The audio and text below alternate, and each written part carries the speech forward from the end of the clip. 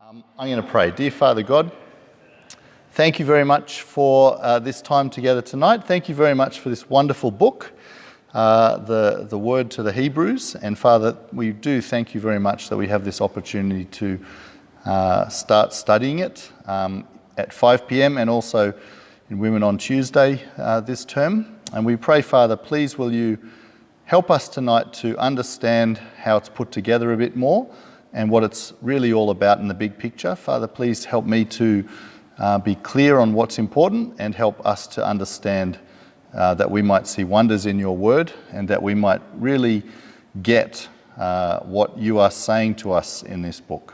So thank you again for this opportunity, and we pray this in Jesus' name. Amen. Well, welcome. I think I have, but I'll check. That's a good thing to do. Yeah. Oh, thank you. Network unavailable. Let me see. Yeah, it's going well. Thank you. All right. Well, I'm talking about, basically what I'm talking about today is kind of the stuff that I looked at for my PhD some years ago, and I think it's really interesting. Of course I do. But I do think it's helpful and good. So hopefully you will think that as well. And I had the privilege of looking at this book for 3 or 4 years, or probably a year and a half at the end in a rush. The first 2.5 years going on other things. But it's a wonderful book. And as you can see here, I'm looking at the patterns of repetition, structure, and meaning in the book of Hebrews. That was what I was looking at. Let's begin with this quote here. And I started with this in church the other night. It has been almost commonplace to refer to the mystery of Hebrews, to speak of Hebrews as an enigma.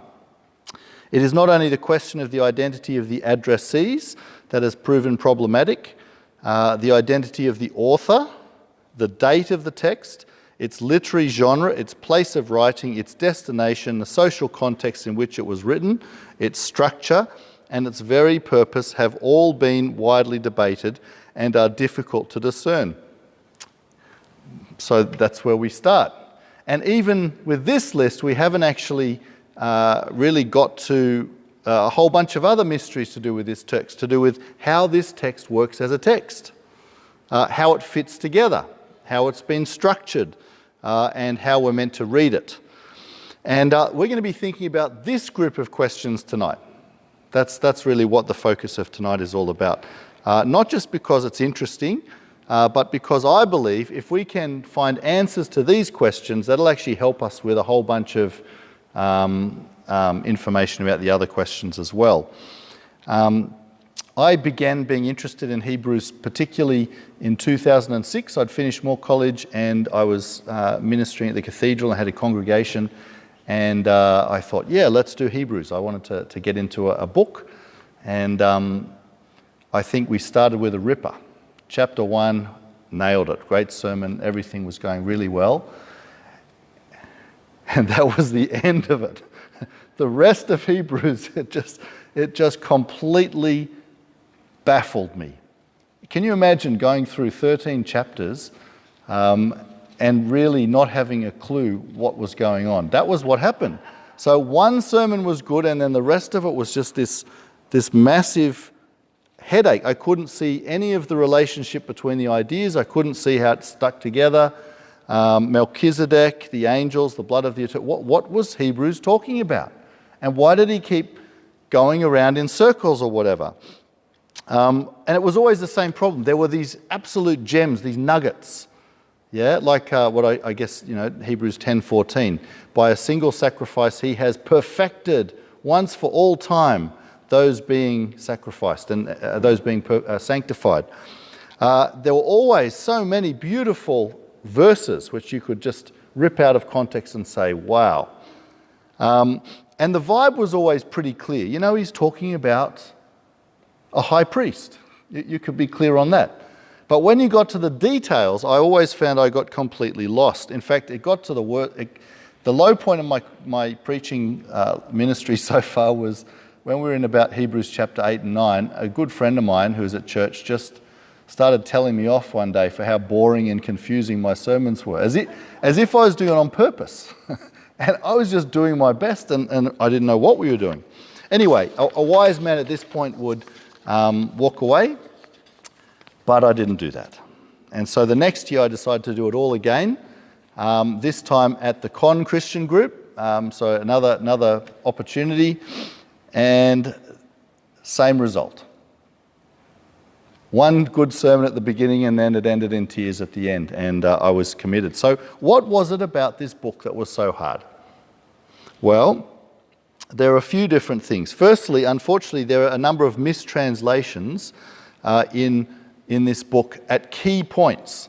And just two of them, just to make you aware of them, in chapter 9, verse 16, the word there, diatheke, which is commonly translated as will, but actually the word is the standard word for covenant. So will is fine, but covenant seems to make much more sense if you have a look at that verse in the context. The most famous of all, though, is Hebrews chapter 11, verse 1. Hebrews chapter 11, verse 1. Who can tell me what this verse says? What translations have you got? What does Hebrews chapter 11, verse 1 say? Well, let's hear what have we got? Anyone got an NIV?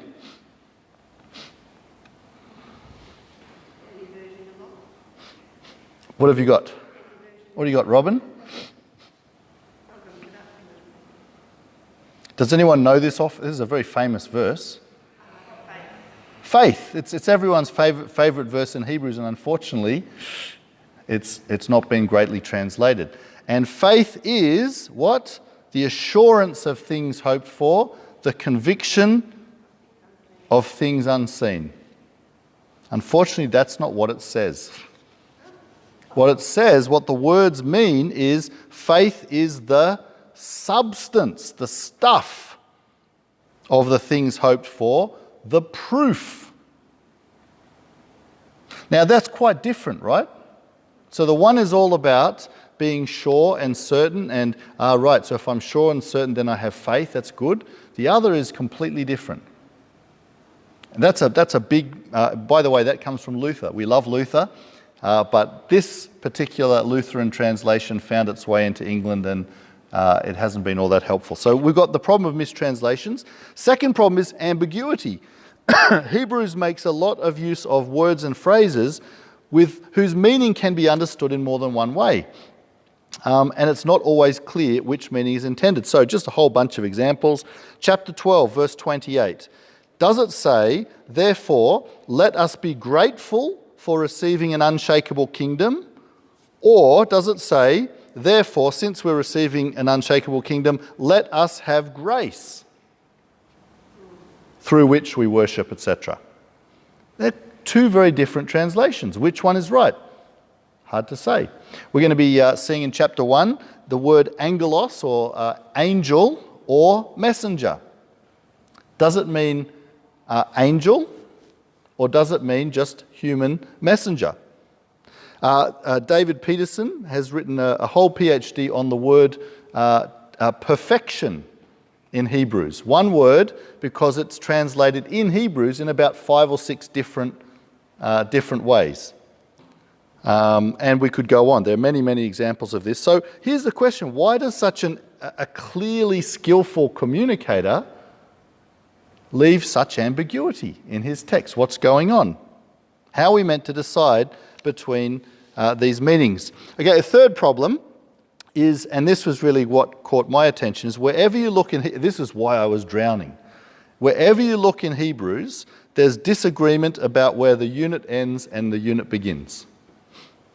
Wherever you look, both at the micro level and the macro level. So Cynthia Long Westfall, who's a scholar, I'll read her. I don't think we've got her. She says this: while on the one hand many have declared Hebrews to be the only literary masterpiece in the New Testament, I don't agree with that, but on the other hand, there is little consensus on the nature of its design. There is no agreement on the major and minor divisions of the book or the development of the argument. This is a paradox, because by definition a literary masterpiece would require an identifiable argument or a clear train of thought. It should be relatively coherent and cohesive. You'd think, right? And yet, why is this so difficult? Now, I think she overstates it a little bit, but she basically, what she says is true. And another scholar says, if the common man has found it difficult to follow the author's movement of thought in Hebrews, the New Testament specialist has not fared any better. That's true. As recently as 2008, a guy called Barry Joslin wrote a paper which summed up all of the research up till then, and it was called, Can Hebrews Be Structured? Think about that. Thousands of years, can we actually do this? Is this even possible? Well, I noticed something that was interesting. One of the things that seems... Let's have a look at this. Open Hebrews chapter 1. And next week on Sunday, I'm going to be preaching chapter 1 to 2 verse 4. In other words, I'm tying in the beginning of chapter 2 into the end of chapter 1. Because one of the reasons I believe that Hebrews seems so tricky is it keeps seeming to introduce a new topic for discussion before the old one is finished. So if you have a look at chapter 1, what I tried to do before that, my first sermon was chapter 1 to 2 verse 4, because clearly 1 to 4 is like the punchline, the application of everything we've heard in chapter 1, if you have a look at it carefully. So what I would then do is then start my next sermon where? 2 verse 5. And then I'd try and make sense of that going forwards. And if you do that, it's baffling. It doesn't work. It doesn't actually make sense. Another example, for instance, we won't look at the details, but chapter 6, 9 to 12. On the one hand, it seems clearly connected as a summary of what's just come, but at the same time, it seems to be needed in the unit going forward. So what do you do with that? What do you do with that? Well, this got me looking at patterns of repetition, and that's what we're going to think about quickly. Now, this is a bit techy. We won't go very slowly. We'll go quickly. But here's the point. All texts make use of frequent repetition. It's just a normal part of communication. All texts make frequent use of repetition. That's a little repetition joke there. What is unusual, though, is that scholars have noticed in Hebrews over the last 40 years that there are unusual and striking patterns of repetition within this text. So sometimes, for instance, we've got a whole bunch of them. And again, they're all on the handout, but you'll see some of them. Look at this, chapter 1, verse 5. For to which of the messengers has he ever said? And then chapter 1, verse 13. And to which of the messengers has he ever said? Boom. Yep, it's exactly the same. Chapter 2, 17. To become like the brothers in all things. Chapter 4, 15. Like the brothers in all things apart from sin. Or chapter 6, to those inheriting the promise, 6:17, the heirs of the promise. Now, what's interesting is sometimes repetition occurs between texts that are right next to each other. So, for example, 1:5, in chapter 1:5, for to which of the messengers has he ever said, you are my son, today I have begotten you? And again, I will be a father to him, and he will be to me a son. Do you see? The ideas are pretty much identical. The words are different, but the concepts are identical. You've got this repetition right next to each other. Another example, for where there is a covenant, it is necessary for the death of the covenant maker to be established. The next verse, for a covenant is established at death, because it is not in force while ever the covenant maker lives. Saying exactly the same thing twice. What else we got here? 13:21, may he strengthen you in everything good, that you might do his will. 31:21b, doing among you what is pleasing before him through Jesus Christ. So sometimes you have texts that are pretty much the same, right next to each other, but then you also have texts that are closely related. They're not right next to each other, but there's repetition closely related. And we see this, for example, chapter 3, verse 6. Whose house we are if we hold fast the confidence and boast of hope. And then if you go to 3:14, for we have become sharers of Christ, whose house we are, Christ, if we hold fast the beginning of the substance until the end. So closely related ideas kind of close to each other. Yeah? But then there are examples of repetition between texts that are spaced right out across the discourse. So, chapter 5.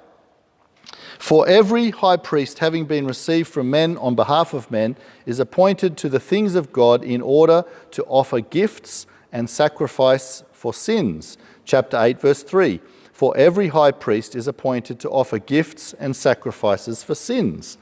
So you get these amazing patterns of repetition that are all the way through this text at seemingly all kinds of different levels. What's going on? We could also, we won't spend much time on this. The key vocabulary seems to cluster in particular sections. So chapter 1 is full of talk about angelos, angels. Yeah? Blood is a word that keeps coming up again and again in chapter 9. So particular words that are important. Some scholars, and we'll come back to this, have noticed that there are unusual patterns of symmetry. And we'll come back to that, symmetry, where you get units which are balanced, and we'll come back to that. And there's also another kind of pattern which is interesting, before we draw some conclusions, where he keeps using the same word twice in a sentence. So for instance, having spoken in many parts and places of old by the fathers to the prophets, he has now spoken. Yeah? Having spoken, he has now spoken. Chapter 1, verses 1 and 2. To which of the angels does he say? But to the Son, so to the angels he says, chapter 1, verse 7 and 8, but to the Son he says. Chapter 2, verses 8 and 9. But now we do not see him, all things subject to him. Next verse, but we see Jesus. We don't see, but we do see. For he doesn't help, chapter 2, verse 16, angels, but he helps the seed of Abraham. And this pattern is really interesting. It goes all the way through. Same word appearing twice all the way through. And again, it doesn't seem to be an accident, given the consistency and the similarities of this pattern. And so it was surprising to find out that repetition had never really been looked at very much as a thing itself. So what are we going to try and do? Well, what I've tried to do is look at repetition and what clues that gives us in terms of what's going on in this text and how it all sticks together. What is repetition? Repetition is what occurs when you get a textual item, whether a word, a phrase, or a clause, or a sentence, when it refers back to another related item. That's repetition. Yeah? And because a linguist called Michael Huey suggested, good name, Michael Huey, I travelled to meet him once in England. I was in England already, but I went up to Liverpool to meet him while I was doing my study, and I think he'd forgotten. So I got there on the train, and the poor secretary had to say, "Oh no, have you come far?" And I had the great delight of being able to say, "I've come from Australia." Now, I was in Australia, I'd come anyway, but lovely Christian man apparently anyway, very good book, but his theory is that you can say something if you find repetition with just one word, sure. But if you find clusters of repetition, that's less likely to be anything other than something significant. That was what I was focusing on is clusters of links, or link clusters I call them. And that just means instead of one connection here, you've got boom, boom, boom, boom, boom, boom, boom, 5 connections all connected, boom, boom, boom, boom, boom, boom, boom. Do you get that? And we'll sort of have a look at how that works. Yeah, so one word here, one word there, another word here, another word there, another word here, another word there. These sections are connected together. Yep. All right, well, what did we find? Well, it's very exciting. It's a bit complicated, but it's very exciting. Very exciting. This is what we found. That the author of Hebrews chooses and uses particular words and phrases to establish connections with other words and phrases, both within Hebrews and with other texts. And that these connections are marked as significant by their co-location, that is, by the fact that there's lots of links all together. And that these clusters occur frequently and consistently throughout Hebrews, which span both small and large portions of the text. Don't worry if you don't understand, we'll see what that is in a moment. And that these clusters, second of all, do a range of really important things in Hebrews, which will really help us. First of all, what do? I think the clusters are the key to understanding the structure of Hebrews. They actually give us the structure. Why is structure important?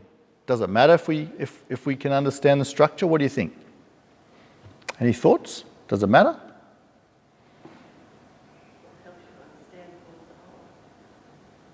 Sure does.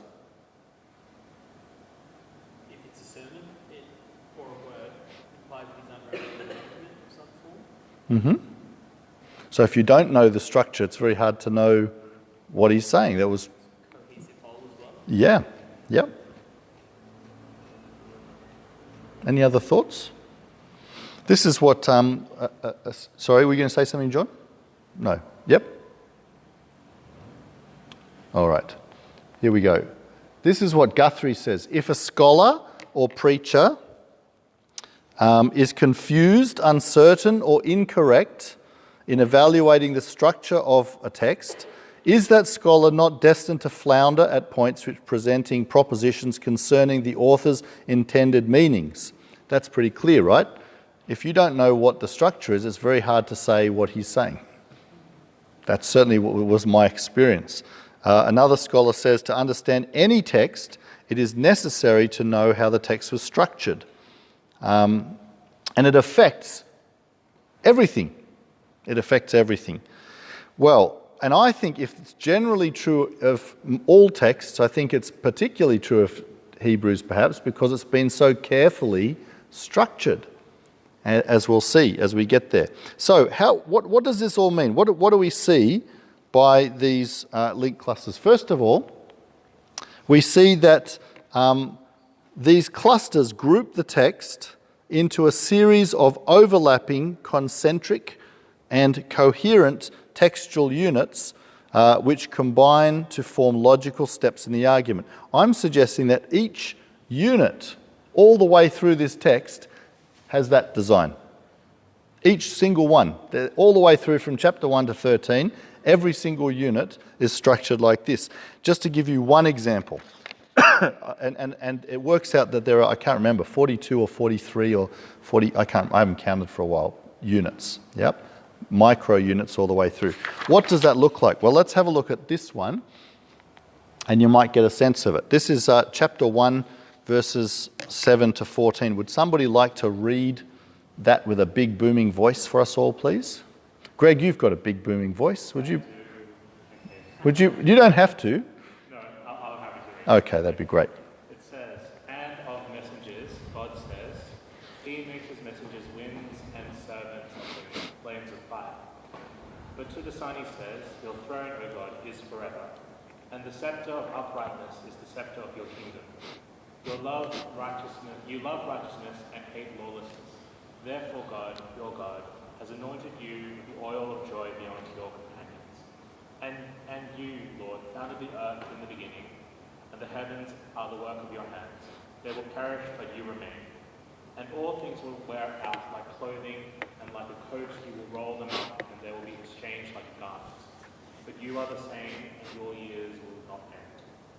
And to which one of the messengers has he ever said, sit at my right hand, and I will make your enemies a footstool for your feet? Are they not all ministering spirits sent out to serve those about to inherit salvation?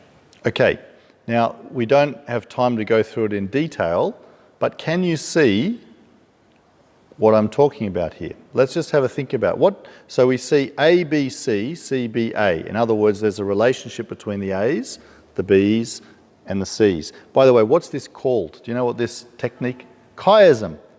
Excellent. Yeah, chiasm from the Greek letter chi, which is the X. And so it's when it goes in and then out again. Just have a look at this. A is about what? Messengers. And what's its point?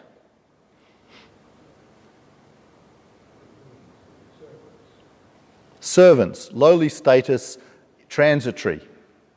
Yeah? Have a look at A1. Exactly the same words are grouped together. Are not they ministering spirits sent out to serve? Okay, so clearly A and A1 are very much saying the same thing. Yeah? Look at B. What are we talking about in B here? Just have a read of that. What's the point of B?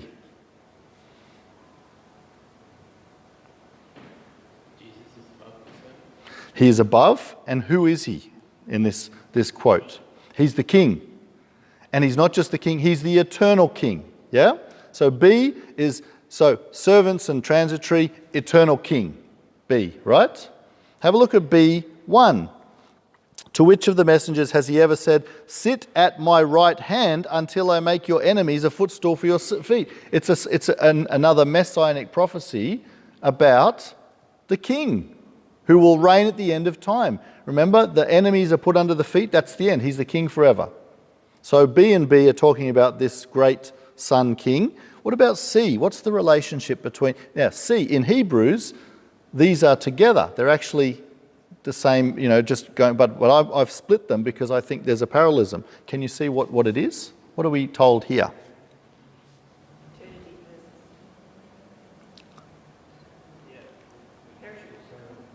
Yeah, permanent, eternal God, yeah? And then at the beginning and then at the end. Yeah, so they're not identical, but there's a very close relationship. There's a parallel here. So I think that's a helpful place to start. I want to suggest that Hebrews is full of these kinds of structures. In fact, I don't believe that there are any parts of Hebrews which are not in this kind of structure. And that was what I worked. And I just want to say, by the way, when you go to Bible college, people are very skeptical about this stuff. This is like UFO spotting. It's like the numbers code in the Old Testament or something. And I'm skeptical, right? I don't go out with my binoculars into the open field looking for strange happenings in the sky. But this is what's in the text. This is what's just there. And so I've had to sort of swallow that and go where the evidence takes me.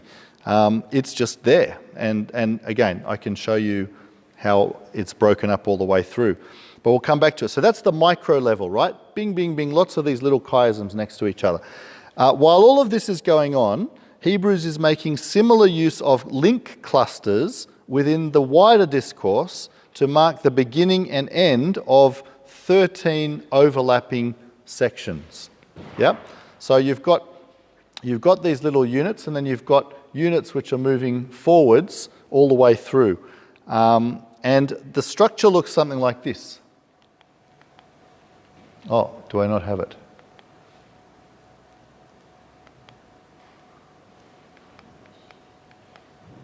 I've lost my thing, Tim. Yeah, it will be on the sheet, but there we go. We're coming back. Minor technical difficulties. I've got an expert looking into it. No, that's good. Okay, yeah, that's right. We're now.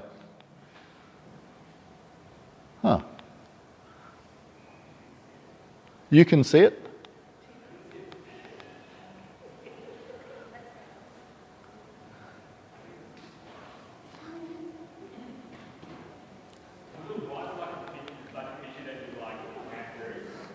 That's the one. I did see it briefly, it's disappeared again. Okay, well, it would be great if we could see it because I don't have a whiteboard and it'd be hard to show this one.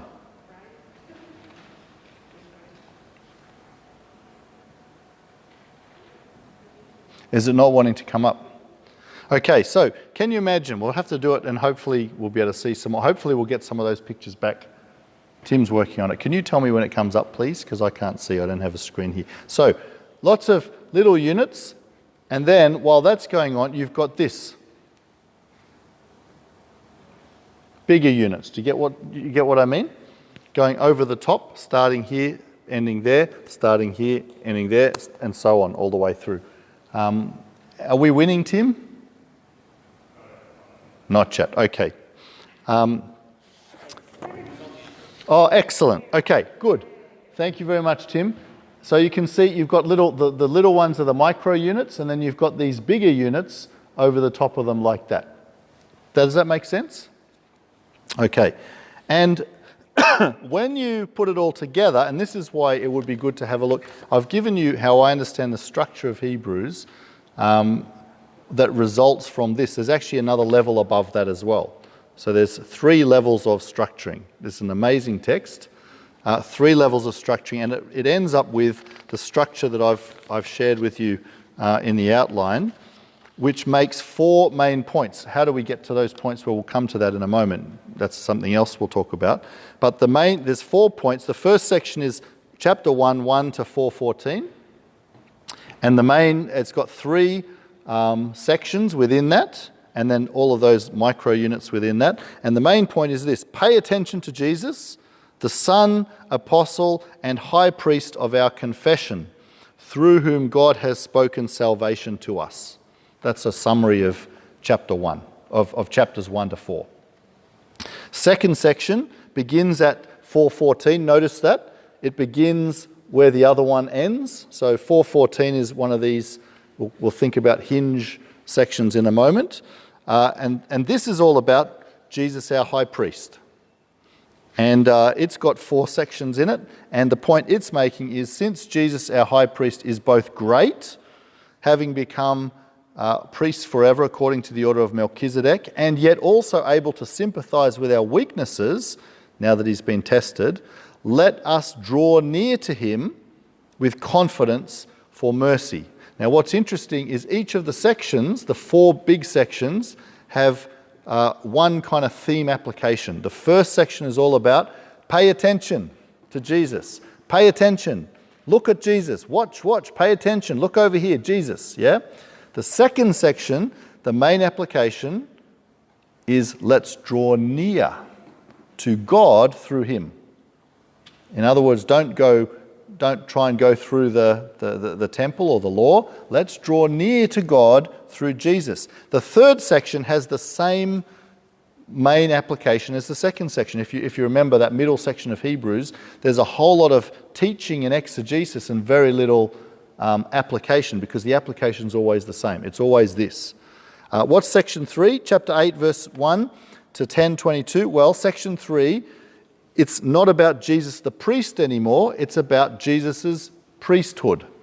It's about his ministry. It's about everything to do with his priesthood, and making the point that it's better in 3 ways: to do with a better covenant, a better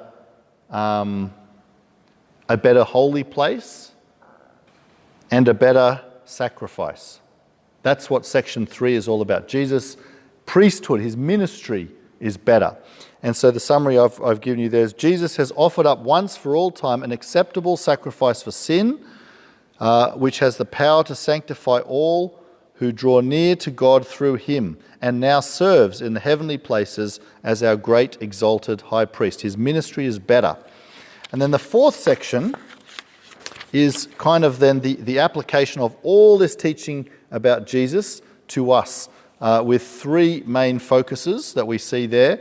And famously, they're connected together in that great chapter 10. You know, if you heard of the 3 let us section, let us, yeah?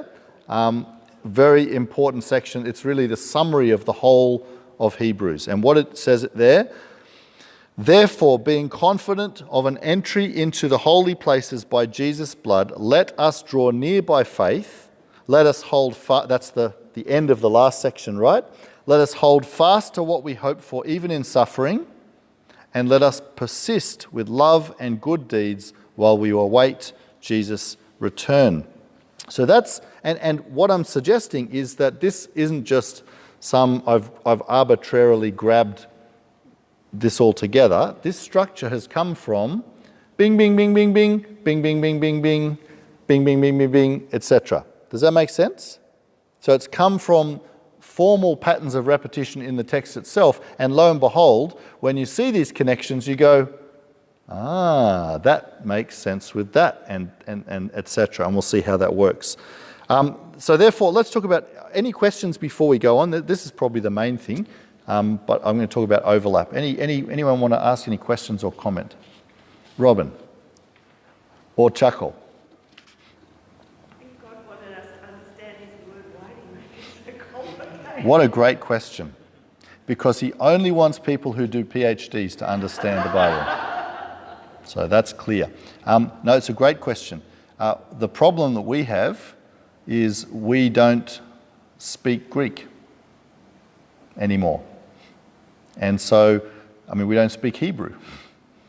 And so, one of the things, this is why I was stressing yesterday how important it is that Hebrews is a sermon. One of the things when you read the Greek is it's not just meant to be read, it's actually meant to be heard. And there's a whole bunch of this that you would pick up straight away if you were listening. If you were listening to the sermon, a lot of this stuff would just go in and you would get a sense of, he's come to the end of that point, now he's off on a new direction. That's what preachers do.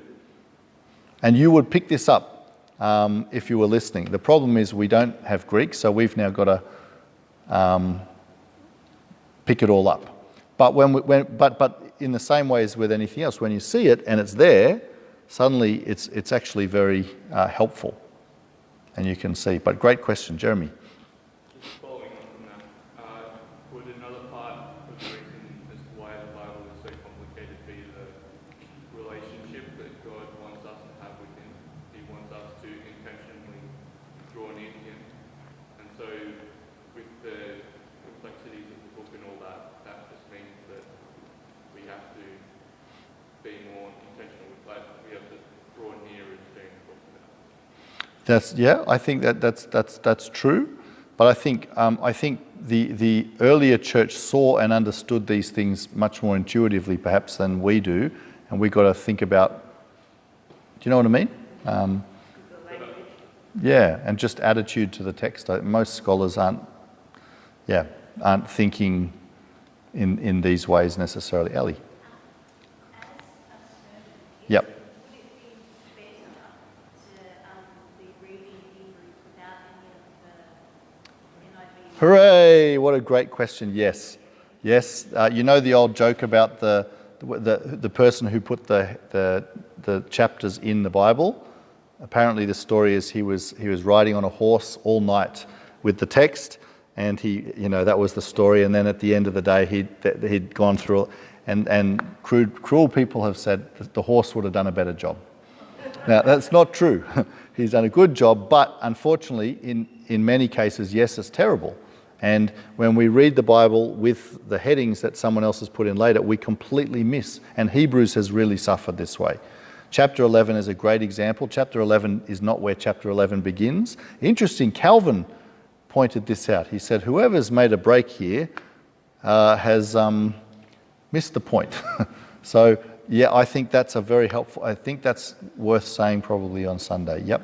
Is that something that we should do as an exercise, just to look at the text of Hebrews without, just as a blank canvas, and read it like that? Well, have you ever done a thing called like a manuscript discovery? I've done these things a few years ago with some friends. They're really interesting, where you print off a text without any headings, and then you try, and I found that really fascinating. But I think, I not just in Hebrews, I think generally we don't want to rely too heavily on someone else's understanding. I mean, think about the beginning of the first chapter of the Bible, Genesis 1. Where does Genesis 1 end? Genesis 2, verse 3 or 4, right? So it's... Yes. Well, I'd say both, heard and read. Yep.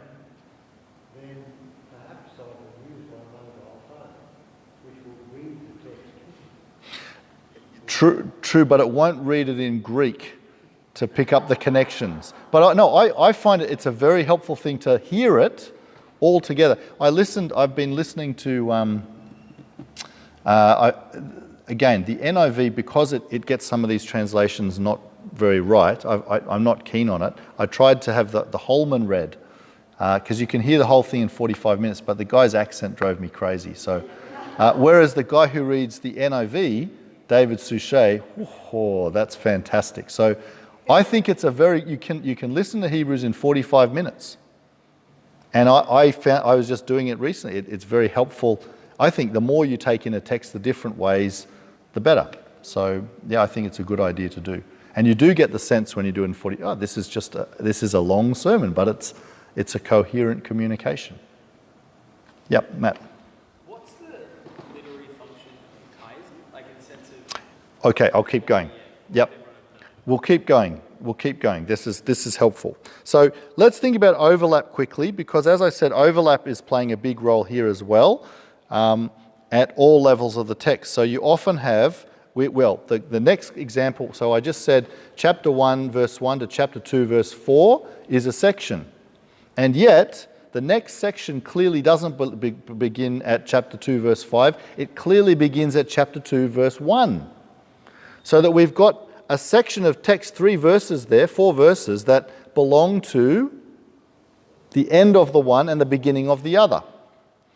And I want to give you an example of this, if I can, hopefully we can get this up. Yeah, good. Let's have a look at this. This is the section I'm talking about. No, this is chapter 3, so this is the next unit, but I could have done the same with chapter 2. So this is chapter 3, verses 1 and 2, and it says this: "Therefore, holy brothers who share in a heavenly call, consider Jesus, the apostle and high priest of our confession, who was faithful to him who appointed him, just as Moses also was faithful in all God's house." Now, if you look at the structure, these verses fit both as the end of the second unit and the beginning of the third unit. So the end of the second unit and the beginning of the third unit. And what's interesting, if you have a look here, some of it clearly belongs to the second unit section. Yeah, if you look topically, it fits there very well. So holy brothers, I've put that in the blue. The blue is the bit that clearly fits with what he's just been talking about before. Holy brothers, sharers of a heavenly call. If you have a look at that chapter, it fits well there. On the other hand, the mention of Moses and the house of God in verse 2, that's completely new.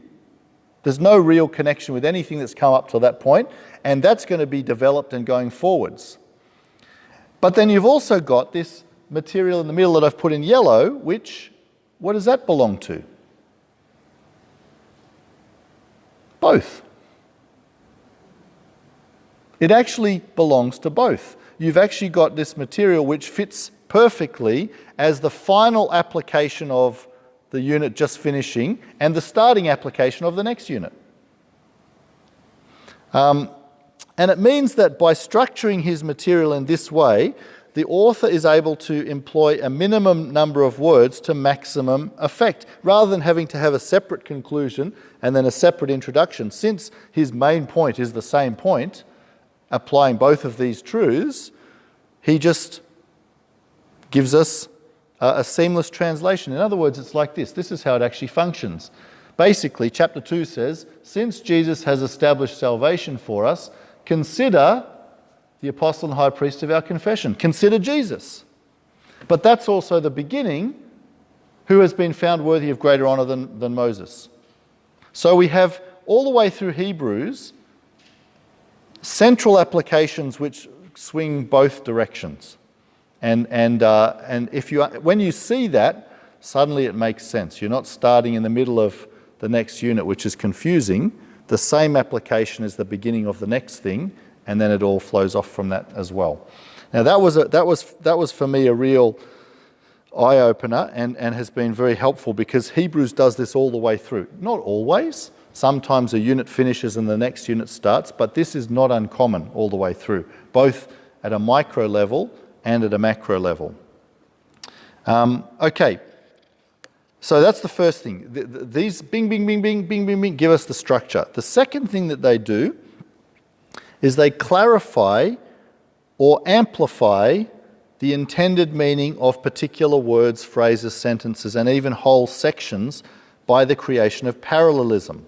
So again, why does he do this? Why does he have these nice pretty patterns all the way through? Is it all about beauty and order and symmetry? And well, it is about that, but It's not the main reason, I think. The main thing is about helping us to understand what he's trying to say.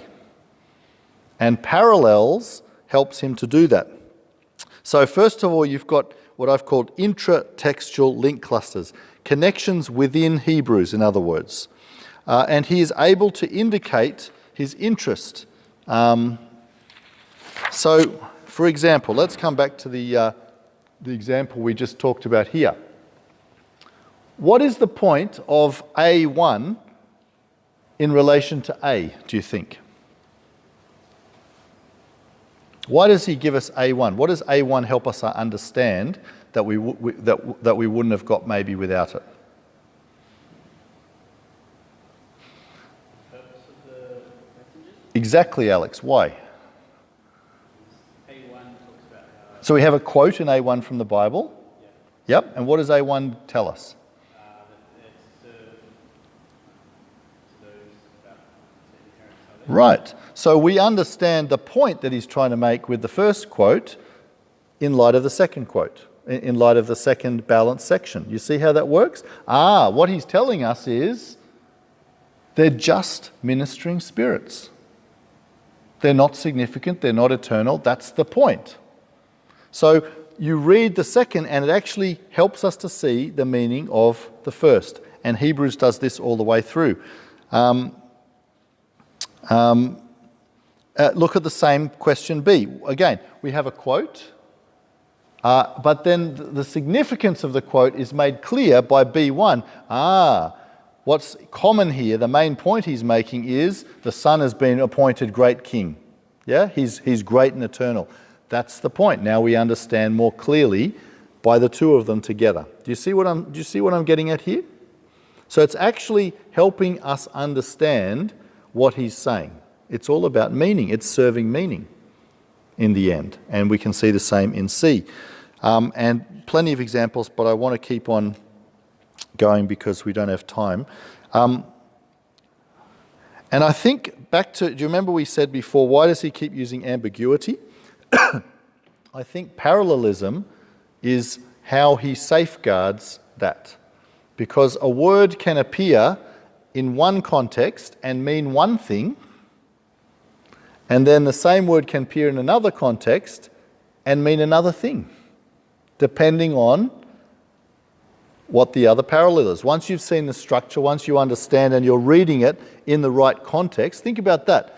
In Hebrews, a text can have more than one context.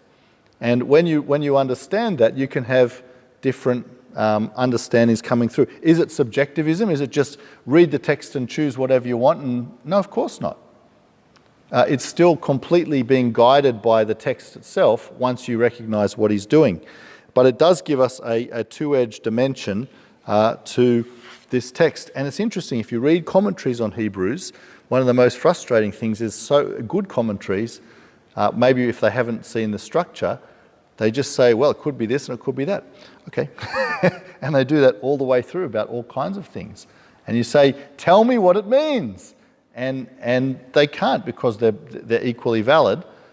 Deliberately, it means this in this context, it means this in this context. We won't spend any time on this, but to say, not only does he use this technique, bing, bing, bing, bing, bing, bing, bing, within Hebrews, you know what's really interesting? He does it outside of Hebrews as well. So he uses a bunch of links from an Old Testament text to establish a connection with that text as well. For example, Numbers 12 and Hebrews 3. There's a quote where he just quotes from a bit of Numbers, but he also, it's not even a quote, he gathers together, it's like he goes mining in Numbers 12, and he gathers together a whole bunch of words that only appear together in that text, and then he uses all of those words in his text.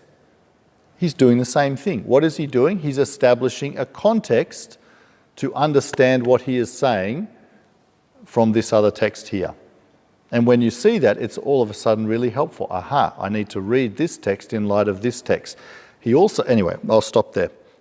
Getting confusing. The third thing I want to say is that macro clusters also function as topic sentences. Yeah, we're almost there, guys, and then we can have a bit of time for questions, or we're doing really well.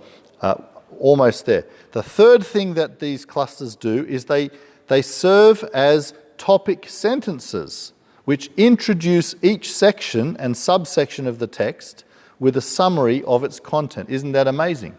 It's not just that they give you the structure, they introduce and they conclude. They introduce and they conclude. Let me give you an example. And again, this is at every level. So this is at the 4 major sections. It's also at the 13 sections. It's also right down to the micro. This guy is a genius. This guy is a genius, but it's all there. You can see it. So, for instance, what is the chapter 1 all about? Well, chapters 1 to 4, well, it's all introduced in that introduction. Long ago, at many times and in many ways, God spoke to our fathers by the prophets. But in these last days, he has spoken to us by his Son. And he appointed the heir of all things, whom he appointed the heir of all things, through whom he created the world. He is the radiance of the glory of God, and bearing the exact imprint of his nature and the universe by the word of his power, having made purification for sins, he sat down at the right hand of the Majesty on high, having become as much superior to angels as the name he has inherited is more excellent than theirs. There is a summary of chapter 1 to 4. And what is amazing is you can then read the introduction to the next section and it flows directly on as well. So we've seen that. What's the next section? Therefore, since we have a great high priest who has passed through the heavens, Jesus the Son of God, we've just heard about that in the first section, let us hold fast the confession. For we do not have a high priest who is unable to sympathize with our weaknesses, but one who has been tested in all things like us without sin. Therefore, let us draw near with confidence to the throne of grace, so that we may receive mercy and find grace for the time of need. For every high priest chosen from men is appointed on behalf of men to the things of God, in order that he might offer up gifts and sacrifices for sins. Section 2. Section 3. Because of this, he is also able to save to the utmost those who draw near to God through him, since he always lives to make intercession for them.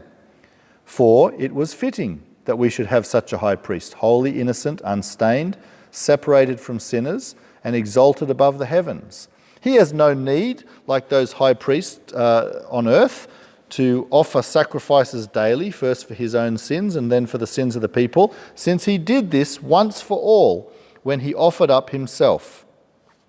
Therefore, brothers, since we have confidence to enter the holy places by the blood of Jesus, by the new and living way that he has opened up for us through the curtain, that is, through his flesh, and since we have a great, that's section 3, and since we have a great priest over the house of God, that's sections 1 and 2, let us draw near with a true heart in full assurance of faith, with our hearts sprinkled clean from an evil conscience and our bodies washed with pure water. Let us hold fast the confession of hope without wavering, for he who promised is faithful.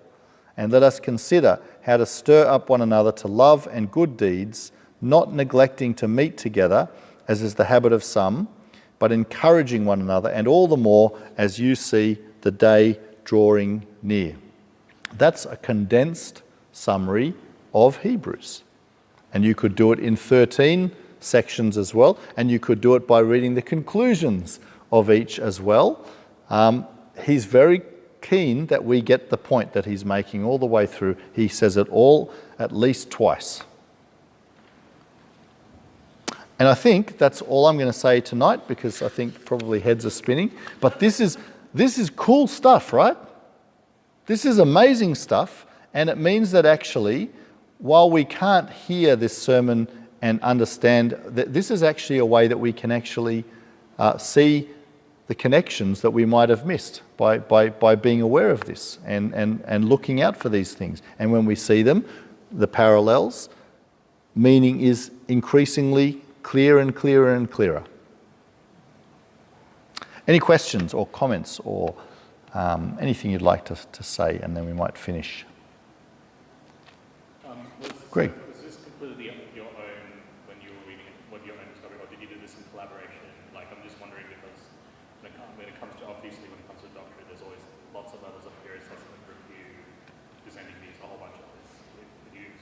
Yeah, this is a summary. This is the end summary. Yeah.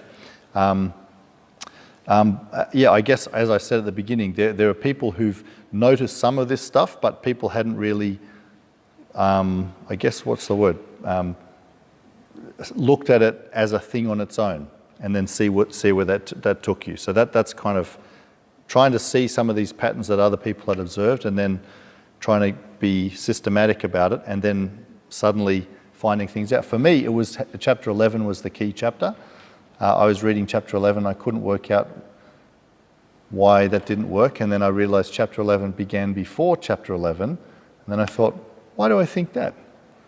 And then I understood why I thought that in chapter 11. Then I saw something. Whoa, what is this? And then I saw this pattern, and then I had to go back to the beginning and see, and lo and behold, it's all the way through. And so I never ended up, I was going to do Hebrews chapter 11, and I never got back there because then I got caught up in all of this. And one day I'll get to chapter 11. I'd like to do that. Ali. Because there are other parts of the Bible where people have found. Yeah. Have you, like, because you said you were a skeptic at first. Yep. But know that this was the best way to understand it. I'm just wondering, have you gone into other books in the Bible to sort of test the? Yeah. It makes sense to me, but I was Yeah, no, there are so I'm a skeptic in many places that I've looked, because I think people squint and try and fit it all in. But you're right. There's certainly other examples of chiastic structure in the Bible, and yeah, the key thing is that we want we want the structure to emerge from the text rather than to impose it on. But I think, as I said at the beginning, the fact that's why the link cluster is what I was trying to use as my method, because there was one guy who just said, that word is the same as that word. There's your section. And you go, well, maybe. But when you have two connections there, well, it's a bit stronger. When you have three that's a bit stronger. When you have 6 or 7 or 8 connections, that's now strong. That's now we're not in the realm of chance anymore. We're in intention. And everybody acknowledges that. So when you see that, you're pretty sure, for whatever reason, Hebrews has put these things together. And when you then try and understand the coherence of it, guess what? It actually works. Because I believe it is deliberate. Of course he's doing it because he wants us to understand what he's saying. Oh, and the great thing was, when I was in Germany, I got to preach through Hebrews again, and it worked. I didn't end up banging my head on the wall. So that was for me, that was the great thing for the PhD, was actually when I then tried to apply it again at the end, it suddenly makes sense to me, and it's exciting, and I can understand what it's saying. So for me, that was the ultimate proof in the pudding, really. Any other thoughts? Sam?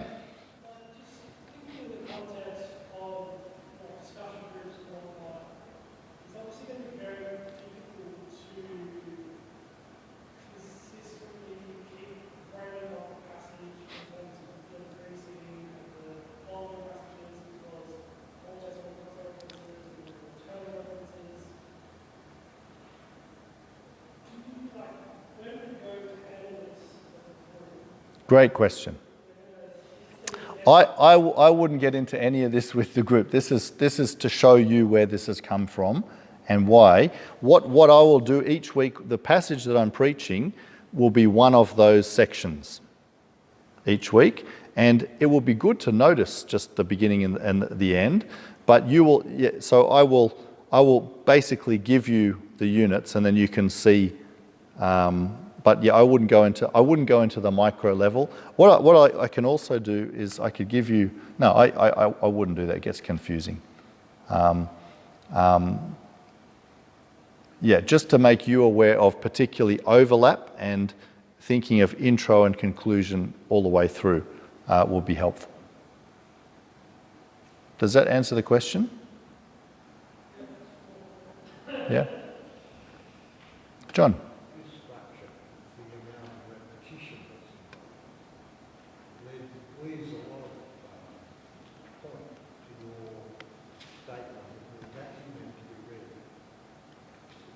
Yeah. Yeah.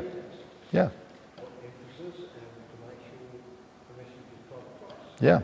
If you're writing it just to be there and heard, you don't have to say it once, because it's there and right. That's right. Designed to be read. That's a good observation. When we talk, we tend to make the point, we tend to explain and show what we're kind of saying, and then we come back and make the point again. Exactly. And yeah, that's right. And it's interesting, Paul doesn't, I can't see in general in Paul's letters, Paul doesn't use these chiastic structures all the way through. This is, I think, a fairly unique thing in Hebrews, right? This is an amazing thing about this text. But Paul's method of argument is often a similar style of he will make a main point and then he'll go off and unpack it. So you see this in all of his letters. You know, Romans, he'll make 2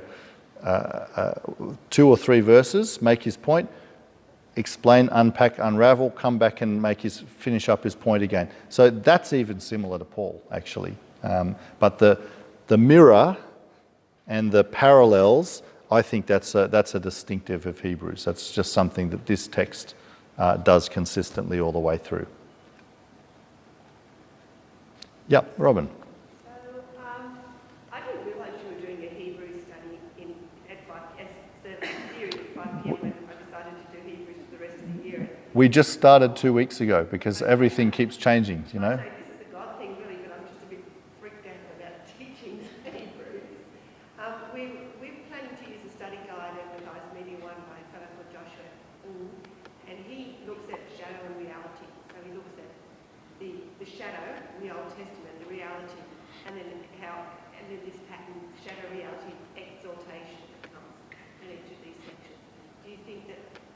I'm just wondering how that fits in with what you're. Yeah, I think I've seen the study. I don't think it gets the main shape, but I think it's useful because I don't think my lady's going to get this back. No, but you know what I was saying before. When you look at it, you're pretty clear on the main things he's trying to say.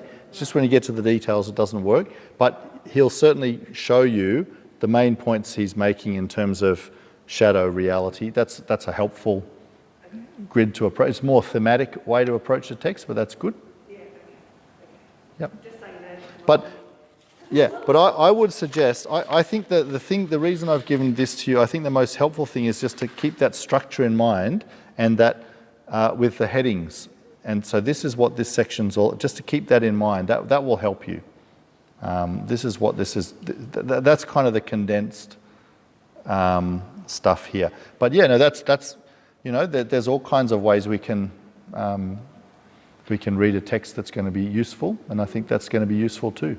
It's incredible, isn't it? Imagine just going, whoa, it's amazing. It is amazing.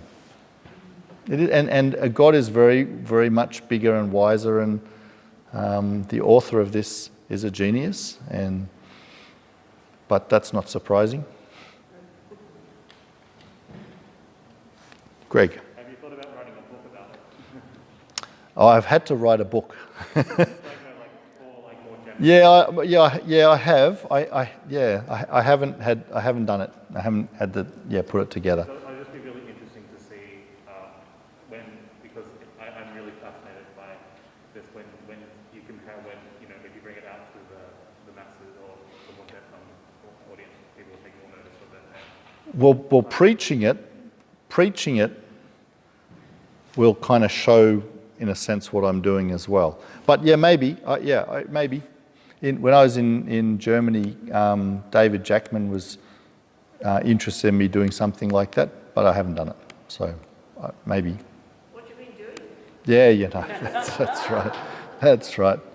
I've been eating well, and Thank you, everyone. I think we might. Is there any other questions and comments? Thank you very much for coming. I hope that was helpful and interesting. I always love talking about Hebrews, so thank you for making me very happy this evening. Would somebody like to pray in a big voice to finish our time together? Jeremy, do you want to pray? That'd be great. Thanks, bro. Heavenly Father, thank you for the book of Hebrews, and thank you for the explanation and the teaching that we had on it tonight. I pray that you would be preparing us for the upcoming series, more about your Son, you would be equipping us to be more Christ-like in the way we live. Amen. Amen. All right. Good evening, everyone.